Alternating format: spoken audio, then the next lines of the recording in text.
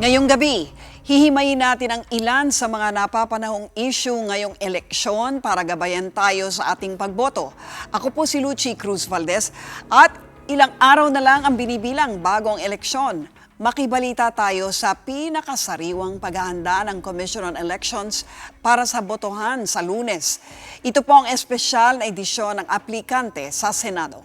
All systems go. Yan ang pagtitiyak ng Comelec 3 araw bago ang 2019 midterm elections. Mula sa pag-imprinta ng mga balota, training ng mga Board of Election Inspectors o BEI, hanggang sa pagpapadala ng mga vote counting machines o VCM. Checked! Ganun pa man, hindi pa rin nakaligtas ang komisyon sa iba't ibang issue. Andyan pa rin ang patuloy na pagkwestiyon sa kredibilidad ng automated elections at mga posibleng aberya sa mismong araw ng botohan. Ang tanong, handa na nga ba ang Pilipinas na muling bumoto para sa pagbabago?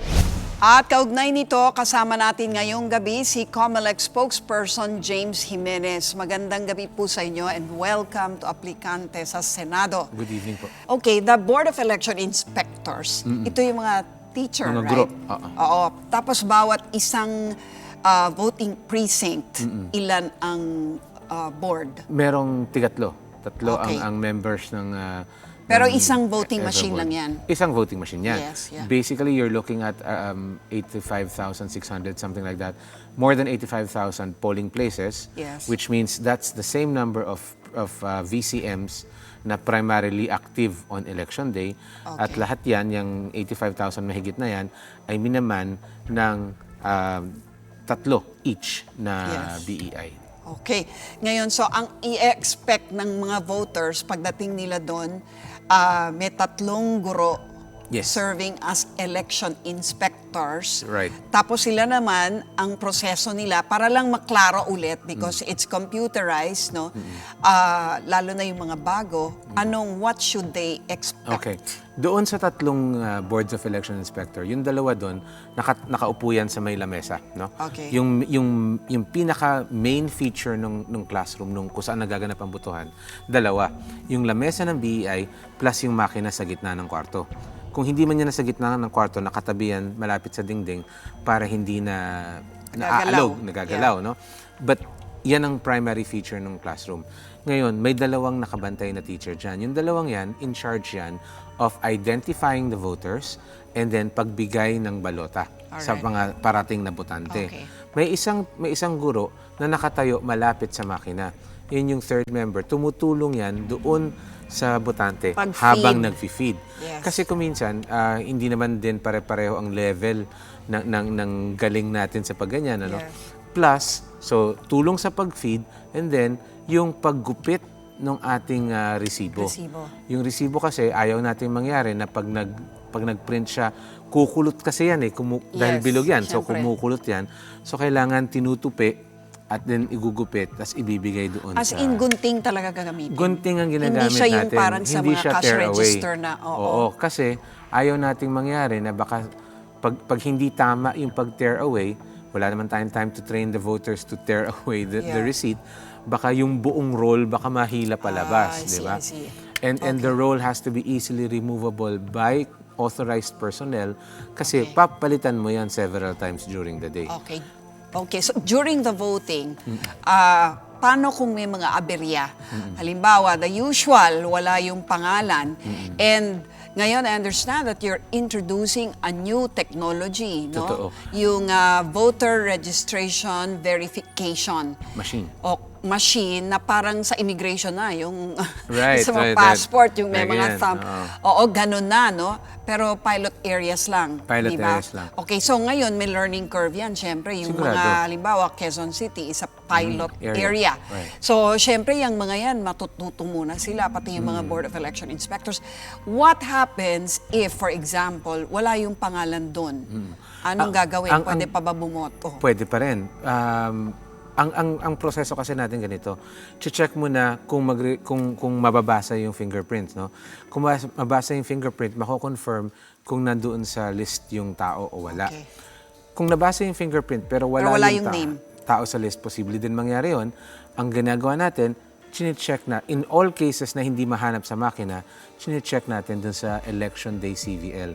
Ibig sabihin, meron pa rin tayong hard copy ng list of voters para sa presinto na yon. Kasi pilot test nga lang ito. No? Maari din naman mangyari na yung pangalan nasa lista, nandun sa VRVM naman talaga, may issue lang sa fingerprint. Like for instance, ako halimbawa, medyo hirap yan basahin. Right. So, kung yun ang issue lang, basa lang ng fingerprint, yung makina mismo, yung VRVM, meron siyang search function. So, isi-search siya dun sa makina. Pag nakita siya, nandun, di nandun siya. No? Hindi lang Comelec dun sa fingerprint reader siguro. But the fact is, nandun siya sa database basically ng ating makina. So kung wala sa VRVM, yung machine, at wala rin dun sa election Day CVL. Yun ang hindi makakaboto. Hindi siya makakaboto. And malinaw na yung ano niyan, yung basically criteria na yan. Basta wala sa EDCVL, hindi makakaboto. And that applies whether or not there's a pilot test going on. Okay, ang gusto nilang malaman ngayon, how long will voting last? I mean, for a voter, on a per voter level. On a per voter basis, you're looking at yung actual voting, maybe mahaba na yung 10-15 minutes. Mahaba na yun? Mahaba na yun. Okay. Ano yung impact ng VRVM, no? Yes. Yung VRVM, kumbaga, nasa simula ng proseso yan. Hindi pa siya nakakatanggap ng balota. So, basically, matatagalan ka siguro, kung matatagalan ka man, doon sa punto na marireceive mo yung balota.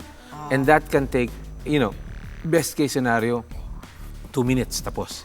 Siguro, you could go up to 10 minutes with all of the procedures. Pero once you receive the ballot, tuloy-tuloy na yung proseso natin. And the other thing that people need to remember also is that nag-overlap ang time per voter. Hindi ito punuan bago bumiyahe jeep. Iba yun. Ang sistema natin is, pag ready ka na, diretso ka na. No? And then, pag tapos ka na bumoto, punta ka na sa makina. So, yung flow natin, bagaman baka nga magkaroon ng konting delay, we don't see that it's going to be very significant kasi overlapping nga yung time na nagagamitin. So in other words, there can be like as many as how many voters simultaneously either voting or having their names checked or whatever at any given time. Doon sa voting area, voting areas are designed to have a capacity of 10 people voting at the same time. So 10 people voting at the same time, tapos may nakapila ka na nakaabang para makakuha ng balota. Ngayon, the other thing that needs to be remembered is that voting is actually 12 hours. It's from 6 in the morning till 6 in the evening. So, again, because we understand na may magkakaroon ng time issue dito, nagbuild in naman tayo ng konting buffer, no? Ng konting capacity para hindi tayo masyadong mako-congest. Okay. And para lang sa pakinabang ng mga manonood, no, James, pakipaliwanag mo nga kung bakit meron itong VRVM machines na ito this election na maaaring makapagpabagal no, sa proseso. Lahat naman ng bagong proseso may time impact, no? Dahil nga nabanggit nyo kanina, ma'am, may learning curve talaga yan. Pero bakit natin ginagawa ito? Ang ginagawa natin itong frontline live verification. Kasi ito naman talaga yung end result ng paggamit ng biometrics. Nagsimula tayo ng biometrics nang ngolekta tayo ng 2001. Tapos hindi natin ginamit ng matagal kasi walang batas. Tagal nga eh. Ang tagal, di ba? So eventually, noong 2014, naging mandatory, nagamit natin yung biometrics sa paggawa ng listahan ng botante. So ito na finally yun. Ito na yung final. Ito na yung talagang, ito na yung pinakarurok ng whole biometrics program na on the day of elections, malaman natin kung botante ka o hindi. Yun. So this will eliminate all possibility of flying voters? Yes. Is that right? Yes, that's the goal. And in the next elections, elections to come, mas madali na. Mas madali na yan kasi natuto na tayo sa ginawa natin at ngayon. At mako-correct na rin yung errors, mako-correct na yung right? errors. At dahil nga inire-report na natin ito ngayon, papasok na to sa consciousness ng mga tao. Okay. So magiging aware na sila. Alright, marami pa po tayong pag-uusapan kasama si Comelec Spokesperson James Jimenez. Huwag po kayong aalis, magbabalik pa po ang aplikante sa Senado.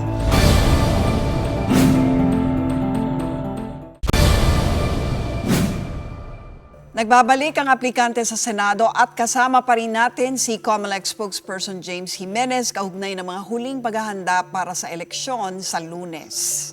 Okay, I have to ask this question because I'm sure yung mga critics ng computerized election system ay naririnig ko na sila na nagsasabi, nako, alam naman natin yung Smartmatic na yan, tsaka yung VCM nila. Pati yung transmission, hanggang ngayon malaking issue yan. How do you put to rest once and for all that these machines are reliable and that they're cheating-proof? We've had automated elections using Smartmatic since Yes. 2010. We used it in 2013, and then we used it again in 2016. And in all that time, that's 9 years, a total of 3 elections, wala pang na-overturn na resulta. So there's a track record to look back on. No? Merong mga aligasyon na, Yes. na nagkamali, ganyan-ganyan. But then again, ang sukatan ng isang successful system ay hindi yung kawalan ng reklamo. Politika yan eh. Nasa Pilipinas tayo. Isa nga sa pinakamatanda at pinaka-corny na joke ngayon sa Pilipinas, walang kandidatong natatalo dito. Either nanalo ka o nadaya ka. So you expect na merong magrereklamo. So ang tunay na sukatan dito ay kung meron bang na-overturn na result. Wala pa.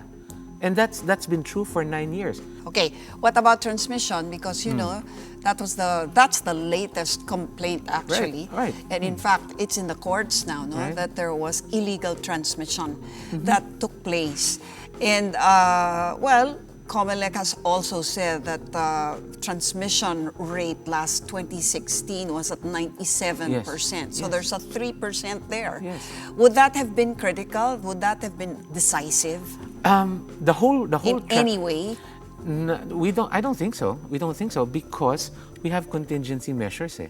Pag hindi mo matransmit, therefore pasok ka na dun sa 3% na hindi 100% transmission, yung data na hindi mo na-transmit, pwede mo, binabiyahe mo doon sa susunod So na level. nabibilang pa rin? Bilang pa rin, ma'am. Walang resulta. Okay. It's always there. But do these people talk about it? No. The discussion on this always stops at we didn't get 100% transmission, which is fair. We didn't get 100% transmission. But the question is, what impact does that have on the actual results? Right? That's my question. Exactly. Is it decisive? But the results have always been complete. It's just that dumadaan tayo in some cases through a contingency measure, which again does not involve actual electronic transmission, but the manual transmission of the data still using the same electronic means to the next level of canvassing. So, bottom line, kompleto ang resulta, verifiable ang outcome. Ang problema lang, hindi siya 100% transmission. Again, it's a goal that we're working towards, 100% transmission. But try to understand also, transmission doesn't rely on just one factor. Dalin mo ang transmission facilities mo sa isang lugar where geographically you're like a bowl. I mean, good luck getting a signal So out of walang that. signal. In this room, in this very room, you have some telcos that are not getting a good signal. So you're in the heart of the city. And that's an issue. So Okay, so that's going to happen. And that happens, maraming yes. possibilities. is Pero what may I'm saying. contingency. Meron That's what po, you're saying. meron po. But how did you finally answer the charge of, candidate Glenn Chong, no? That there was early transmission We did. of votes? We said, no. What we said was, yes, there was transmission, but there was no transmission of results, which has not been proven that results were transmitted. Basically, he's saying... So look, there was transmission, Yes. but what was transmitted if not the results? remember I said earlier that there's final testing and sealing? Final testing and sealing involves transmission. Transmission basically pings the server so that you know that the transmission facility works. That was what was shown, that such a ping happened. Now, So wait, no numbers were transmitted, no votes were transmitted, none, nothing. none. Okay. And they didn't show any either. They didn't offer any proof of that either, to my knowledge. The other thing that has to be considered here is that much was made of the fact that it's happening on election day. Yes. But you see, we have a published resolution that says if you're not able to do final testing and sealing within the proper schedule, you should do it before you start voting anyway. So that means even on election day, You may You actually have do to- the testing. you have to do the testing. You cannot start voting unless you do final testing So and they sealing. may have been that. There may have been that. We know it was that. Because they identified these transmissions, and we identified them based on the minutes of voting. And there was a match. We knew exactly what was being sent. Now let's talk about other factors that could affect the elections. For example, energy. Energy. Right now, of course, we know that some power plants are down. We're not sure whether we're in the middle of a drought. We have energy problems. Yes, we do. Even as election looms. Right. What are the contingencies for that? The DOE, the Department of Energy, at least a spokesman of the Department of Energy, said that they don't expect any problems on election day. To a certain extent, that's a great comfort that they would issue an official statement like that. But regardless, we are ready in case of power interruptions. The machines themselves are essentially off-grid. They do not need to rely on mains, power mains, because they all have batteries, each one of them. So there's that. Voting hours... You're talking about the VCMs. Yes, the VCMs. So they can run on battery power. Yeah, okay. Voting is from 6 to 6, 12 hours. Batteries run for 14 to 16 hours, 18 hours, I think, on the Voting outside. is during the daylight time. During the daylight time Yes. also. But of course, there are issues about canvassing. When the canvassing and on top of all of that, we've also spoken to power producers, we've spoken to power distributors, and they know two things. Number one, they know when the critical periods of the election are. So they know what times we really need power. What times will those be? Well, for instance, the distribution of materials at around 3, 4 in the morning. Okay. We can't have no power there. Okay. No? So the idea being that if they know when the power is critical, they would not schedule rotating brownouts to match, right? Yes. And then, of course, we have assurances from these groups that power industry in this respect, All right. and we've seen it tested in the last barangay elections. Okay, of course, I am not hoping that this will happen, but just in the most unlikely event that it does, what about an earthquake? Actually, earthquake, so it's one of the things giving us problems now, because obviously we have to do structural tests on everything, Yeah. and those things don't, they don't happen in a day. But the DepEd is also conducting its own study. Our field officials are doing that. Right now, we do have contingency measures that are for disasters in general, including earthquakes, fires, earthquakes, flash floods, But what does etc. that mean, James? Failure of elections? Pag nangyari yan, Failure of halimbawa, elections sa isang only, lugar, no? yeah, failure of elections only means that you can't continue with the elections right then and there. Dun sa affected area. Doon sa affected area na yun. So that can happen for a variety of reasons. Man-made reasons are possible, like hindi dumating yung balota or Yes. whatever. So pag And nangyari force yun, majeure is also paano? possible. Hindi na lang mag-election doon? Hindi bibilangin yung boto? How does that work? Yeah, they're doing the rule specific for a catastrophic earthquake na talagang kailangan umexit. No? But in general, the idea is that it is possible to just simply declare a failure of elections there or to suspend elections. Apparently, these are two things. Yes. Failure and suspension. Pag failure, wala na. Oo, Tapos na. parang ganyan. Hindi na Redo yan. magbobotohan. Oo. Okay. Pag suspension suspend, lang, parang postpone lang minove. natin sandali. Okay. So, in effect, iba yung dalawang yon. So, right now, the decision is being made whether or not to just declare failure of elections based on a certain standard. For instance, if VVOX were to say that an earthquake of an intensity 2 is Yes. easily survivable, Yes. it's not going to be a problem, then tuloy tayo. Yes. But if it's an earthquake of, let's say, 4 or 7. higher, Oh. or even 6 or Yeah. 7, then clearly, Yes. iba yung response for that. We're finalizing that now. Marami pa po tayong pag-uusapan kasama si Comelec Spokesperson James Jimenez. Huwag po kayong aalis. Magbabalik pa po ang aplikante sa Senado.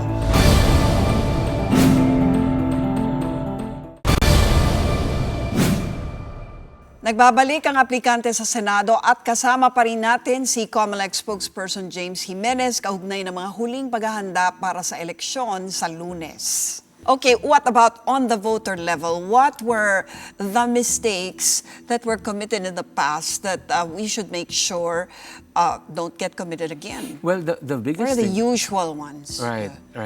Well, the usual ones are the The most shading, common. of course, because that became so controversial, right? Well, it was only controversial because people Question. suddenly didn't want to be lenient with their fellow voters. I mean, but the thing is, even those who Just for the record, 25, right? yeah, 25%, and it's been that way even before that protest brought it up. So 25%, and then recommended is 100%. Why? Because your 25% may not necessarily be my 25%. Yeah. Nor would it even be Tsaka necessarily pag the oval, machines. mahirap po talaga matansya kung ano yung Oo. 25% at saka Exactly. kung ano yung 50% at And, saka kung ano yung... at saka hindi naman sobrang laborious. Yes. Yung ganyang kaliit na oval, di ba? Yeah. Itiman mo lang yan. So ano pang mga aral na kinapulutan nyo from the past elections na dapat matandaan ngayon ng mga Kailangan, botante? dati sinasabi natin palagi, bawal ang X, bawal ang checkmark. And it's always been the idea that you just write a simple check, right? Yeah. But we've found also na depende din sa pagkakasulat ng check. Pwede rin siyang magpormang check. Bawal ang X, bawal ang check. It really depends on how thick the mark is. Kung yung check mo ay isang guhit na ganyan, hindi babasahin yan. Pero kung kinapalan yan, at doon sa pagpapakapal niya nung check, na shade niya yung buong oval, Mababasa yun. mababasa yun. Again, ang punto dito ay napunuan yung oval. Yes, yes. Oo, so yun ang... Hindi, actually, yung X ang pwedeng maging 25%. In a way, no? Pag Yes, makapal yes. yung tinta. Kung makapal yung tinta, Diba? Baka maging 25%. Right, So, right. pwede yun. Pwede yun. Mabibilang pa rin yun. Oo. So, hindi yung forma ng marka ang mahalaga. I think that's the lesson Yeah. we took away. It's not the form of the mark that really matters.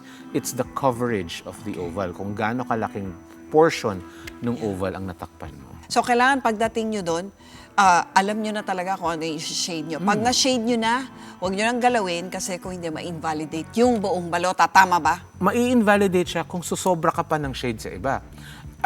The only reason ma-invalidate yung balota is kapag sinulatan mo yung areas na dapat walang sulat. Okay.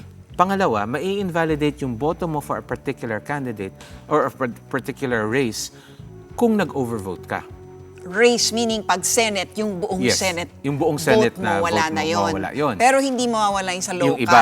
Oo. Okay. Kaya nga palagi natin pinapaalala, yung wag mag-overvote, no? Oo. Kasi pag nag-overvote ka, because maybe akala mo, i-next mo yung isa, so good na yan, you have another one to shade. So in short, dapat sa senador, 12 lang talaga. 12 lang talaga. Oo. Ano pang mga bagong ipapakilala niyong mga proseso ngayong eleksyon na hindi niyo ginawa nung nakaraang eleksyon? Halimbawa, I understand now, meron kayong for disabled people, di ba? Hindi na sila kailangan umakyat sa Tama. third floor or fourth floor. Yes, ma'am. Anong Ito gagawin yung nila? tinatawag nating emergency accessible polling place. Ang point nun is dapat kung kailangan mo ng assistance, the assistance is available whether or not nakapagpasabi ka. Okay, tandaan nyo yan dun sa mga kailangan ng tulong. Last words na lang, James, bago tayo magpaalam, no? Ano ang kailangang isa-isip ng mga botante? Kailangan nating tandaan na ang pinakamahalaga dito sa darating na halalan ay yung inyong participation.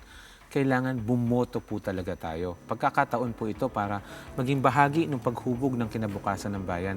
Sayang naman kung dadaan na lang natin sa paklik-klik or pasigaw-sigaw sa online. Kailangan i-match natin yan ng actual na trabaho. Yung trabaho naman na hinihingi sa inyo ay pumunta lang kayo ng polling place at bumoto kayo. So nasa sa inyo yan kung sino iboboto nyo, ang importante mag-show up kayo. Oo, magtiwala ng konti. Opo. Alright. Maraming salamat sa iyo. Salamat po.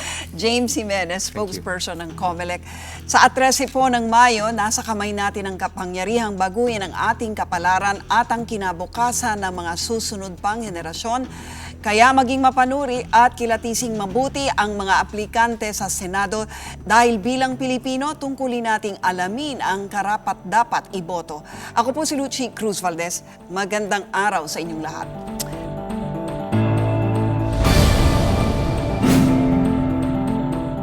Bilang Pilipino, magbilang tayo't bumoto sa eleksyon. Bilang Pilipino, bantayan natin ang pagbilang nito.